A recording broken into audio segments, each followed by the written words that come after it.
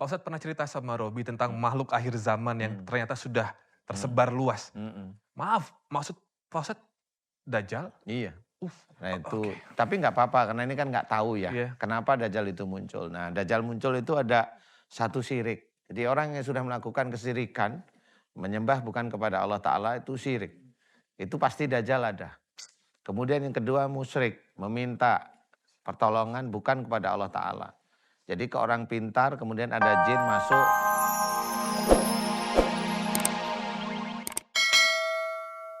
Kalau misalkan mendengarkan teman, saudara membaca Al-Quran, reaksinya bagaimana? Sama, panas. Sama, panas. Kepalanya panas. Kepalanya panas. Setelah kepanasan itu apa? Apakah memang... Jantungnya deg-degan. Oke. Oke, deg-degan terus ya. Biasanya kalau misalkan sudah panasan begitu langsung menutup Al-Qurannya? Enggak, dilanjut. Ya punten Mas Robi nanya, sebelum membaca Al-Quran pasti berwudu ya? Iya. Sholat. Kalau sholat ketika wudu dan sholat nggak ada gangguan? Ada Oh, bisikan. seperti apa? Ngapain sih sholat? Percuma sholat juga. Terus? Ya tapi nggak didengerin. Tapi yang ada sholatnya nggak khusyuk. Soalnya banyak bisikan. Jadi ketika wudu, sholat dan membaca Iya. Al-Quran. Ya. Iya, Keluarga tahu tentang ini ya? tahu. Apa reaksi? Orang tua maaf masih ada? Ada. Apa kata orang tua?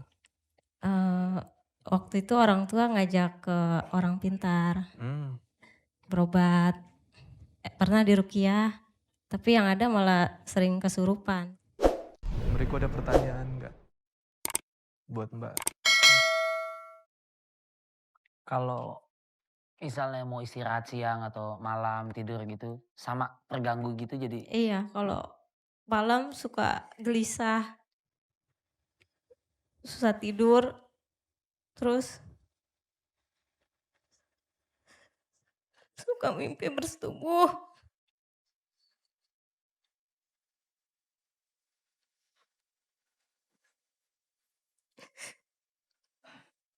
Iya cukup letih, cukup capek dengan kondisi kayak gitu dan ingin mengakhirinya sebenarnya. Iya. Mbak Nafisa masih kuat berdiri sendiri? Bisa. Bisa ya. Mas Robi mau tanya boleh? Pernah mungkin ada kehilafan menyakiti orang lain? Kalau Masalah sama menyakiti, orang tua barangkali. menyakiti sih tidak. Tapi tadi Pak Ustadz maaf apa? Ada masalah sama orang tua. Orang tua. Ya, Ya pernah, dalam kondisi diem nggak marah tapi dianggap itu masalah seperti itu. ya pernah jengkel Sama? orang tua. Ayah, Mama. ibu. Ibu. Bapak. Sama bapak. Kami boleh tahu jengkelnya kenapa? Ya kalau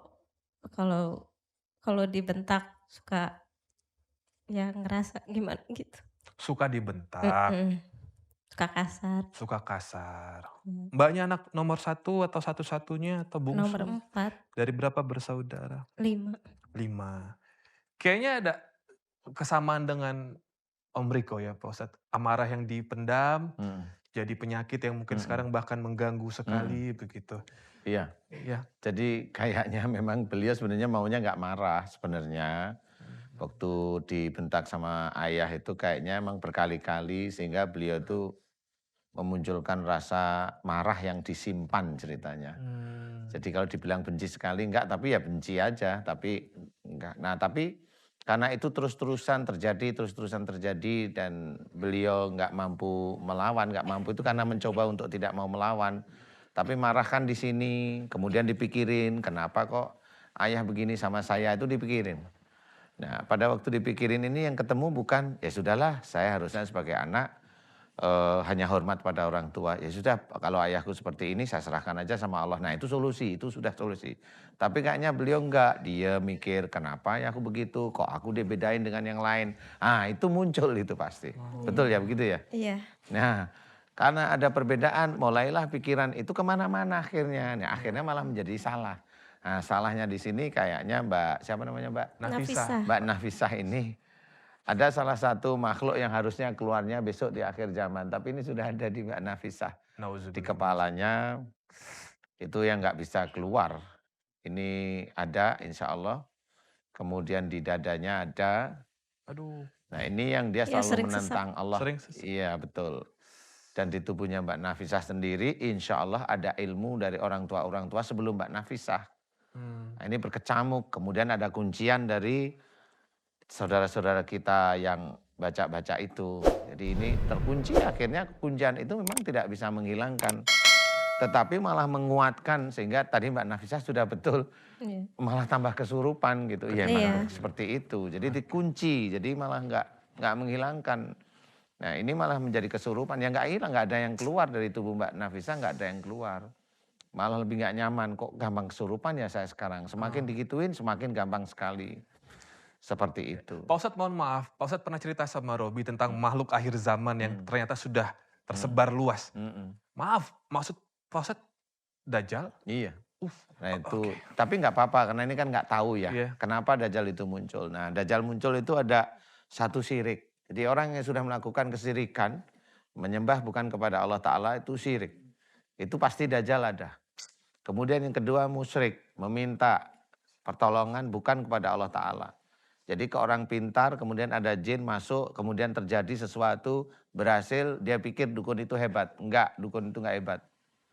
Semua terjadi atas izin Allah Ta'ala. Orang yang meminta kepada dukun itu, kemudian berhasil, dia ngangkat derajatnya, dia ngangkat jabatannya, dia melakukan perbuatan musyrik. Di dalam dada tubuhnya itu pasti ada Dajjal. Nah ini dia nggak tahu. Orang begini dia nggak tahu. Kemudian yang ketiga adalah berani dengan orang tua. Nah Mbak Nafisah ini masuk yang ketiga. Yang dengan tidak sengaja beliau mengembangkan cara berpikir yang berani dengan orang tua, jengkel dengan orang tua, dan itu nggak sekali, beberapa kali. Akhirnya Dajjal ini masuk. Nah, masuknya nggak tahu orang itu, masuknya nggak akan tahu. Taunya setelah ada bisikan, loh kok bisikannya selalu kesannya kayak menentang Allah ya gitu. Kayak baca Quran dia bereaksi seperti itu. Kemudian yang berikutnya adalah fasik. Fasik itu membanggakan. Jadi orang yang membanggakan dunianya, insya Allah Dajjal itu masuk. Jadi bangga anak-anaknya pintar dicerita-ceritain, itu ada Dajjal. Bangga punya suami hebat dicerita-ceritain, temennya nggak tanya ada cerita, nah ini nanti dia si istri ada Dajjal. Bangga anaknya itu hebat dari mulai kecil dapat beasiswa, SD, SMP, SMA, kuliah dapat beasiswa, dibanggain terus, orang tua itu ada Dajjal. Aduh. Jadi fasik itu akan masuk Dajjal. Insya Allah seperti itu. Syirik, fasik, musyrik, durhaka kepada orang tua. 4.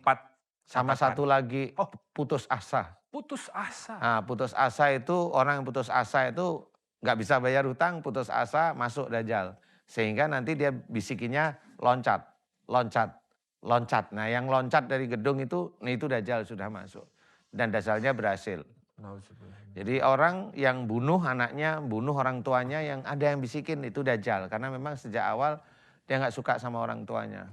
Sehingga bunuh, sehingga masuk ke kantor polisi, ya polisinya nggak bisa ngapa-ngapain. Ini ya secara fisik dia bunuh gitu aja. Iya. Coba ini sebelum Pak Ustadz doain. Ya. Mas Robi tuh pengen tahu. Hari ini datang sama mama kan? Iya. Papa nggak datang ya? Datang. Datang? Saya panggil boleh? Boleh. Saya pengen Mbak itu ngomong sama Papa langsung. Maunya apa? Iya. Ngomong, ikhlasin, dikeluarin semua. Jadi jangan pendem-pendem jadi dendam, mengganggu ibadah ya Pak Ustadz. Iya betul. Gitu, kamu ngomong sama Papa, berani ya? Berani. Berani ya? Ya Allah sudah sepuh begini kok kamu. Bapak, Assalamualaikum Bapak. Ya mari sini bergabung sama Mas Robi. Di sebelah Mbak Nafisah, sebelah anaknya boleh, Mas Robi di sini. Assalamualaikum warahmatullahi wabarakatuh. Waalaikumsalam warahmatullahi wabarakatuh. Bapak boleh tahu namanya? Nama saya Ahmad Syafi'i. Oke. Ini anaknya betul ya? Betul. Anak kesayangan? Pastinya. Pasti. Ngedidiknya aja yang keras ya? Bukan selalu gitu. Mungkin dari anak ke 5 anak tuh beda-beda.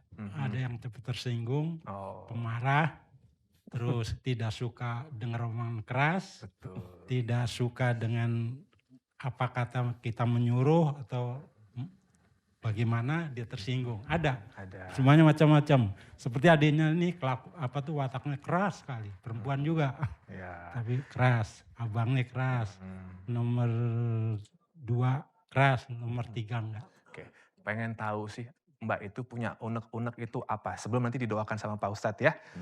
Coba bicara sama Papa, tatap mata Papa, kamu maunya apa? Ayo beraniin, Mau nikah beraniin. tadi kan. Ayo ngomong. Pak, Ya.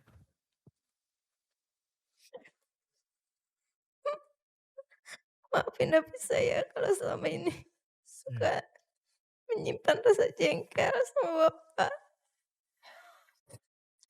Ngerasa dibeda-bedain.